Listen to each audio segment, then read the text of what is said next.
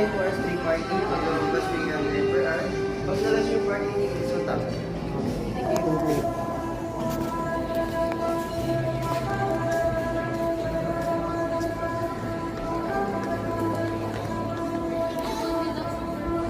Ay, nasaan kaya yung magnininang hinahanap din eh?